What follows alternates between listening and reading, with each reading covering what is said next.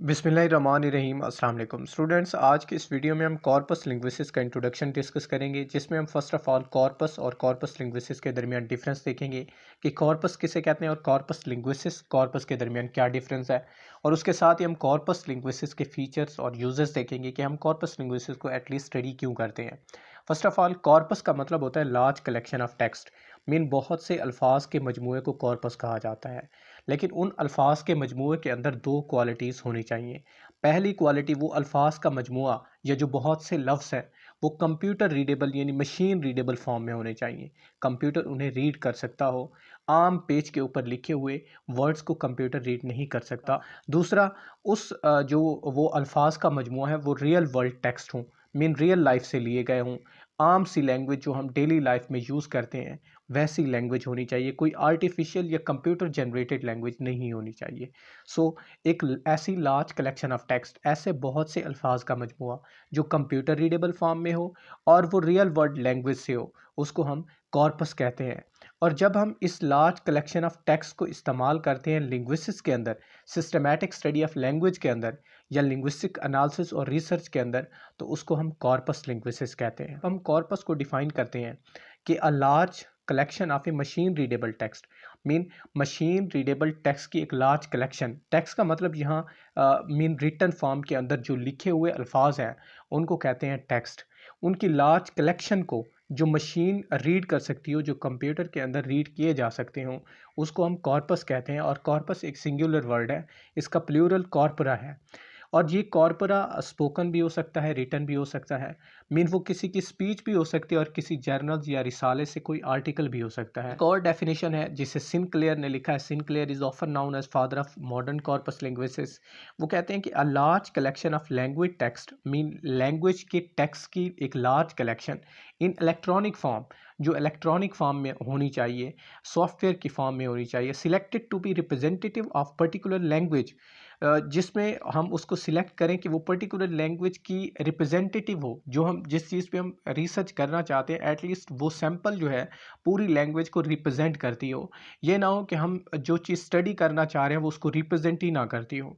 तो इसके अंदर रिप्रेजेंटेटिवनेस का एक इम्पॉर्टेंट फीचर है सिनक्लेयर के वर्ड्स में, फॉर लिंग्विस्टिक रिसर्च। और जब हम उसको लिंग्विस्टिक्स या लैंग्वेज की रिसर्च के अंदर यूज़ करेंगे तो उसको हम कॉर्पस कहेंगे।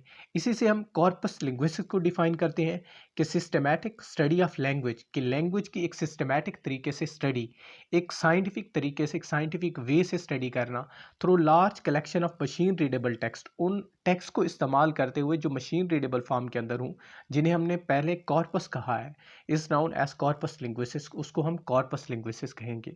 अब एक और डेफिनेशन है कि study of language that involve the analysis of large collection of real world language, के लैंग्वेज की ऐसी स्टडी जिसके अंदर हम एनालाइज करें बहुत से टेक्स्ट का मजमूए को, लेकिन वो टेक्स्ट का मजमूआ रियल वर्ल्ड होना चाहिए, डेली लाइफ की लैंग्वेज से होना चाहिए। जैसे हम एक दूसरे के साथ कन्वर्स करते हैं, ऐसी लैंग्वेज को रियल वर्ल्ड लैंग्वेज कहा जाता है। इसकी साइड पे दूसरी लैंग्वेज होती है आर्टिफिशियल लैंग्वेज।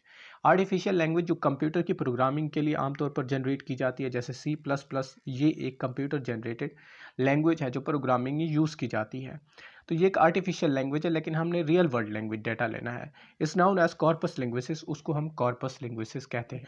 कॉर्पस लिंग्विस्टिक्स की टर्म जो है ये पहली मरतबा 1980s के अराउंड जो है सरफेस पे आई थी। और कॉर्पस की जो स्टडी है ये आमतौर पर 1950 with the advent of computer boom हुई थी, निकली थी। और सिनक्लेयर और जे.आर. फिफ्थ जो है वो इस ब्रांच के अंदर एक लीडिंग लिंग्विस्ट हैं। और अगर एग्जांपल देखें कॉर्पस की, mean large collection of text की, तो सबसे पहले 1960 के अंदर एक कॉर्पस बनाया गया था जिसे ब्राउन कॉर्पस कहा जाता है। द ब्राउन कॉर्पस, ये ब्राउन यूनिवर्सिटी में बनाया गया था, ऑफ स्टैंडर्ड अमेरिकन इंग्लिश। इसके अंदर अमेरिकन इंग्लिश के टेक्स्ट हैं।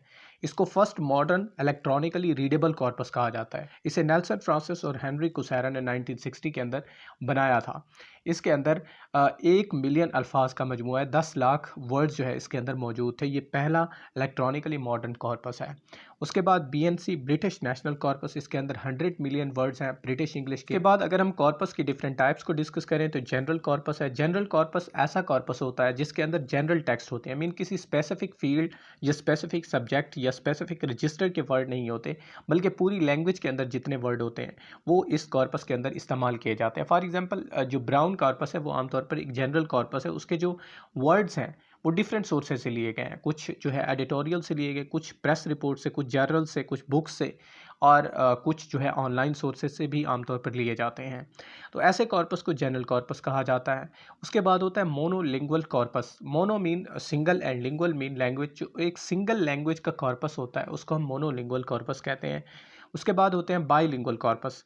ऐसे corpus containing text from to languages, जिसके अंदर दो लैंग्वेजेस के टेक्स्ट लिए जाते हैं। फॉर एग्जांपल हिंदी और उर्दू का एक कॉर्पस बना लें, या इंग्लिश और उर्दू का एक कॉर्पस जो है वो बाईलिंगुअल कॉर्पस हो सकता है, या इंग्लिश नॉर्वेन कॉर्पस भी बाईलिंगुअल कॉर्पस की एक एग्जांपल है। उसके बाद पैरेलल कॉर्पस।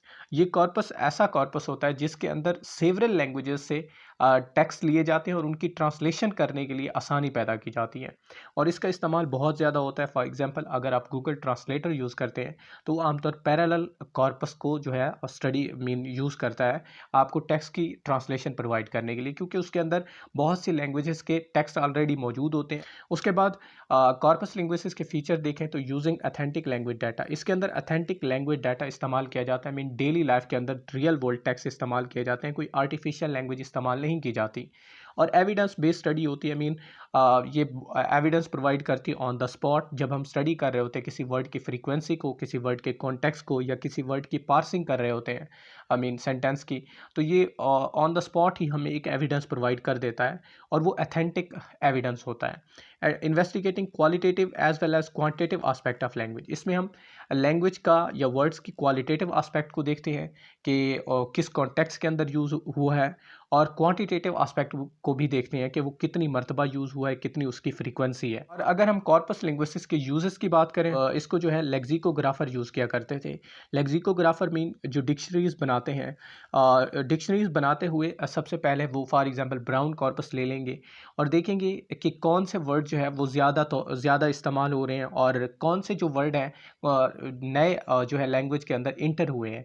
जो नए वर्ड इंटर हुए उनको भी डिक्शनरी के अंदर जो है जगह दी जाएगी। डिस्कोर्स एनालिसिस के अंदर यूज़ होता है। फॉर एग्जांपल एक पॉलिटिशियन स्पीच करता है, उसकी स्पीच को एनालाइज करके अंडरलाइंग आइडियोलॉजी को प्रेजेंट किया जाता है। उसके बाद लैंग्वेज एक्विजिशन के अंदर ये हेल्पफुल होती है कॉर्पस लिंग्विस्टिक्स। फॉर एग्जांपल हम जो है देखते हैं कि एक फर्स्ट नेटिव लैंग्वेज लर्नर ने ये वर्ड्स इतनी एज में सीखे थे, और जो सेकंड लैंग्वेज लर्नर है वो ये वर्ड्स इतनी जो है एज में सीख रहा है। उसके बाद एनालिसिस करते हैं पॉलिटिकल डिस्कोर्स का, जिस तरह मैंने पहले बताया आपको कि डिस्कोर्स एनालिसिस के अंदर हम इसको यूज़ करते हैं। तो ये कॉर्पस लिंग्विस्टिक्स का फीचर्स और उसके इम्पॉर्टेंट एस्पेक्ट्स हैं। इन द नेक्स्ट वीडियो हम इसकी ब्रीफली हिस्ट्री और स्कोप को डिस्कस करेंगे। सो मच, अल्लाह हाफिज़।